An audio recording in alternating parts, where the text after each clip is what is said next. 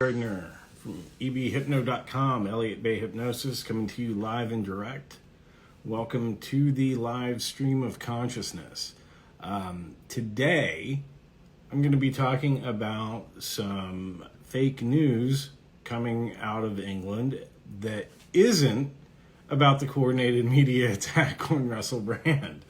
No, instead, it is this article from The Times called "Why Burying Bad Thoughts Can Be a Good Idea After All."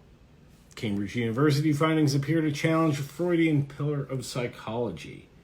So it goes on to say, the best way of dealing with your fears may be to suppress them, research suggests. Let's dig into it a little more, a little deeper. So the study that this is about was called "Improving Mental Health by Training the Suppression of Unwanted Thoughts." So, and again, I'm going to go back to the Times article here, and it says, teaching people to maintain a stiff upper lip by keeping negative thoughts in check can boost their mental health, according to the study. We're all familiar with the Freudian idea that if we suppress our feelings or thoughts, then these thoughts remain in our unconscious, influencing our behavior and well-being perniciously. Which is true. If we're not dealing with them and processing them, just pushing them down, suppressing or repressing, they will come out in different ways, usually destructive. Now, what Professor Michael Anderson of the University of Cambridge goes on to say here is that the whole point of psychotherapy is to dredge up these thoughts so one can deal with them and rob them of their power.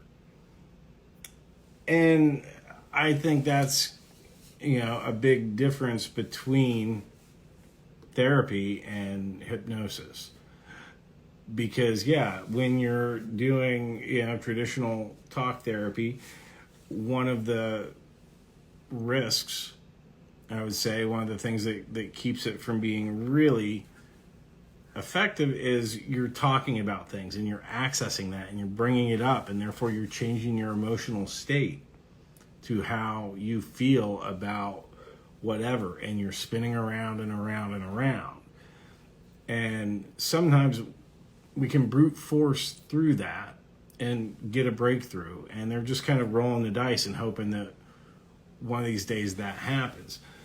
There are tools and everything. I'm not going to trash it, but a lot of times it is trying to brute force things through, which can lead to people just ruminating on things versus actually processing and working through. And this experiment was found when people were trained to subdue negative thoughts, they tended on average to become less anxious and less vulnerable to depression. So I'm like, okay, let's check this out. Let's check out the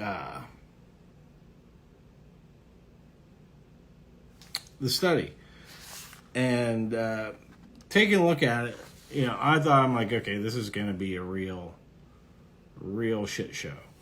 But it wasn't as bad as I thought. But the big question was, what are they doing? How are they teaching people to suppress this stuff? Just bury it down, right? That was my big question. And, they had good responses and everything. But this was the interesting thing. The test was imagine, no imagine. So it was basically, okay, they had a list of words that would be associated with a negative. So they had three groups, positive, neutral, and negative. And so one would be think of the positive. They would block it on the positive. They would block it on the neutral. They block it on the negative, suppress it. I guess I should be using their terms. So for the Imagine trials, where they did this game, they would be shown a cue word for 4 seconds in either green or red font, depending on whether it was Imagine or no Imagine trial. So for Imagine trials, we instructed participants to do the following for as long as the green cue word remained on the screen. 1. Read the cue word silently and recognize the event to which it referred. 2. Recall the associated key detail to mind silently. 3. Imagine the future event in vivid detail. 4. Add a novel feature to the event each time the cue word repeated. So that was for ones that they wanted to imagine with the more positive stimulus. For the no Imagine, for no Imagine, they instructed participants to do the following for as long as the red cue word remained on the screen. Read the cue word silently, recognize the event to which it referred. 2. Stop any further imagination of the event by blocking the event and any associated details out and keeping them out of mind. To ensure that participants engaged direct suppression and not thought substitution, the experimenter urged participants not to replace the unwanted thoughts, such as the key detail or other specifics of the event, with something else, and to instead remain focused on the cue word and keep their mind blank during the no Imagine trials. Don't think of a pink elephant. That was my takeaway from it. But the thing is, with this, I don't think that they're really engaging in suppression. I think it's an incorrect use of the term. I think it's more like desensitization. They are confronting the fear, the negative association of this trigger word that's being displayed on screen and what that makes them think of, these scenarios, all of that. And then told to look at it, focus on it, remain focused, but just let your mind go blank. So you're looking at the word, but you're changing the association with it. You are not bringing up those scenarios now. So your mind isn't running wild. You're focusing. That's not suppressing it. That's not burying it down. That's desensitizing yourself to it. It's building resilience. And they talk about that a lot, about how this builds resilience in people. And then they even use language such as find the right thing with the benefits on when they talked about the reductions they got. Such reductions, coupled with increased perception of control over their thoughts, improved people's well-being. So just think about that for a minute. Increased perception of control over their thoughts improved people's well-being.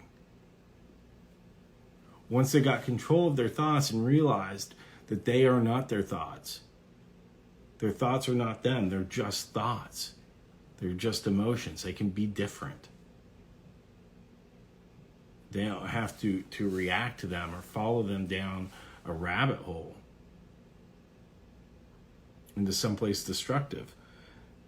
That isn't suppression. That is controlling it. That's being proactive towards it. That's desensitizing. That's giving them control over it. They're not suppressing it. Their suppression is what you do when you are afraid, when you're coming from a place of fear. When you don't feel like you have control over them, you have to look away from it. You have to get away. You have to push it down, pretend it's not there. This is the first thing I kind of teach with releasing, is welcoming the now feeling. Welcoming and then sitting with it.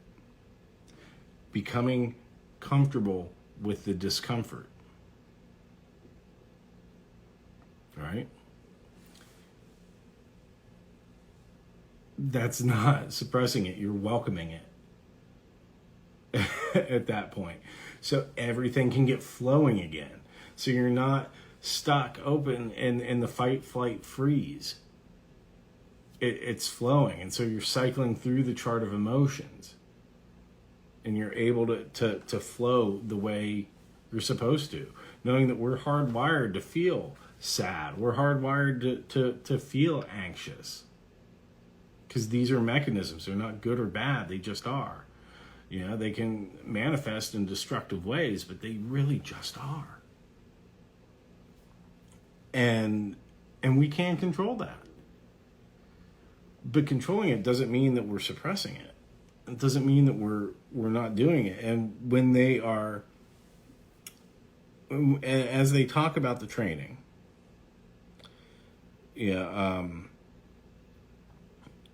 by training people to persistently confront reminders that reactivate their fearful thoughts, and then driving them to suppress awareness of the associated memory, our protocol combines active forgetting of distressing imagery with the controlled recruitment of extinction circuitry.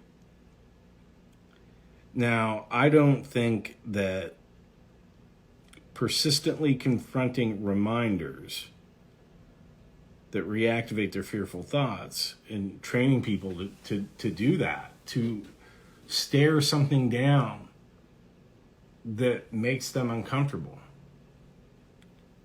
isn't suppression. That's building resilience. That's that's strengthening. That's giving them control. It's all the opposite of suppressing. Suppressing is more like, I must not think bad thoughts, la la la, everything's good, and pretending that you aren't upset. Pretending everything's fine.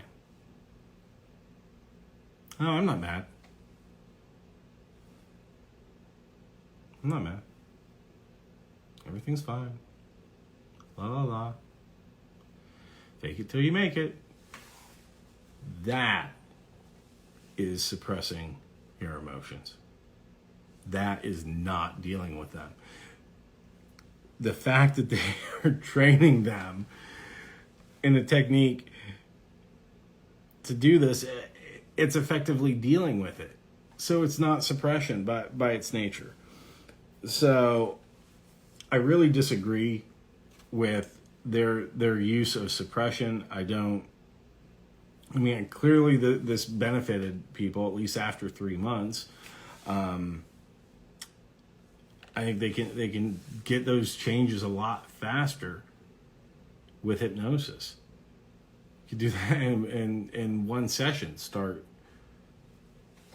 making these same changes and learning a technique that you can use immediately, that isn't suppressing, that's allowing you to remove the emotional charge from those things, and realizing that your thoughts are just your thoughts. They're not you. They're just thoughts. So now, something I did like about this was when they're talking about the participants, a lot of this they're kind of like, all right, well, whatever mechanisms are underlying the current benefits, our experiment shows that suppression training can improve mental health for those suffering from symptoms of anxiety and PTSD. Awesome. Yeah. The results show it's a very small sample group, 120 people in 16 countries, but if it helps. And one of the things that they always got is if participants high in trait anxiety or post-traumatic distress had suffered from structural or neurochemical deficits in the prefrontal cortex or other brain structures needed for thought suppression, it's unlikely that a 3-day training regimen would have improved control over their symptoms to the degree that it did. So and what they say, the sentence before that is, we provide an alternative lens on the origins of persistent intrusive thinking in these disorders. And I think that is the great thing about this study. I think that is an incredibly important thing. And saying suppress your emotions is, what happens when pop psychology gets involved in things. People are going to take it the wrong way. When you start having headlines going, hey, bearing bad thoughts can be a good idea after all. Oh, just maintain a stiff upper lip kind of thing. When that's not what this experiment and this study has actually done, despite their wording of suppression. But what they've really done is this is a rebuke of the medical industrial complex in that, anything that's wrong with you in your head, any anxiety or depression or anything, is always a chemical imbalance, and we need to give you meds that you can never come off of, sort of thing, or step down very slowly, or else something bad's really going to happen to you. This is kind of a rebuke of that, going, hey, maybe not everybody needs those kind of interventions. I'm not saying that there isn't a place for it. There absolutely is. But they're kind of bringing up, I think, shining a light on the over medicalization of people suffering from anxiety and depression that don't necessarily need drugs, that there isn't a malformity or anything in the prefrontal cortex that would require that. They just need to learn some skills. They just need to get things flowing again, like we can do with hypnosis. And that's improvement. So in this line, many participants reported surprise at their ability to suppress and how much it improved their mood. The ability of our short suppression training intervention to substantially improve mental health in those with high anxiety or post-traumatic stress raises doubts about the emphasis on anatomical deficiencies in these conditions, and suggests that the fraction of psychiatric disorders arising from behaviorally treatable causes, and that's what we do with hypnosis. We work with the emotions to actually change behaviors. The different lens. But anyway, the fraction of psychiatric disorders arising from behaviorally treatable causes is higher than clinical neuroscientists typically assume. Deficient prefrontal cortex activation in brain imaging studies of psychiatric disorders can be misinterpreted as a neurobiological deficiency when it may often simply indicate a treatable failure to engage intact abilities. That right there.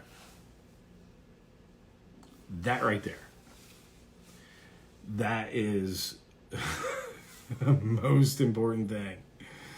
And unbelievable, right?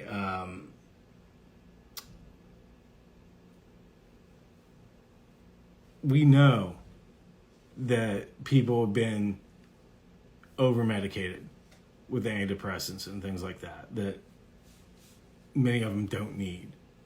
There was an article in Time magazine that says this is like over 50% of people on antidepressants aren't actually depressed. They don't actually need them. They're just given to them for other things. I mean, maybe you're feeling a little bad. Well, here, take some antidepressants.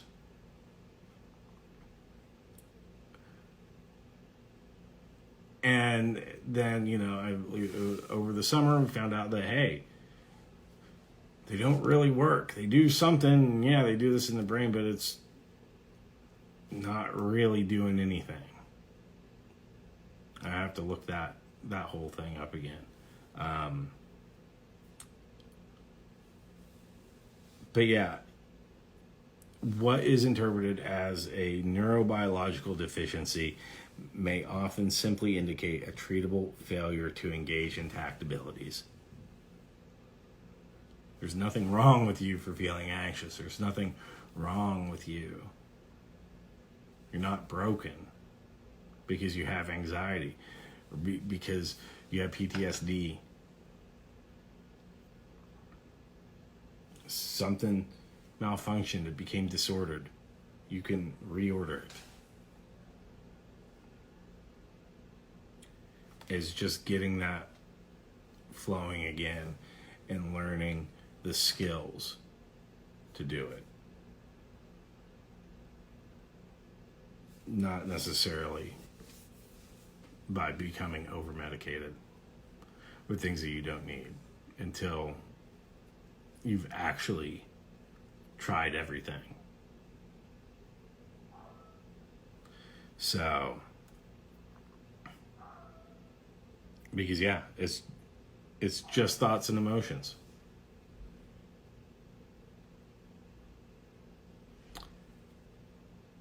And yeah, so I think that's all I've got for today.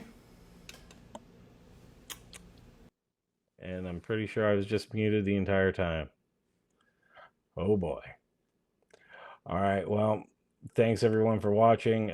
Take care, and I'll be seeing you.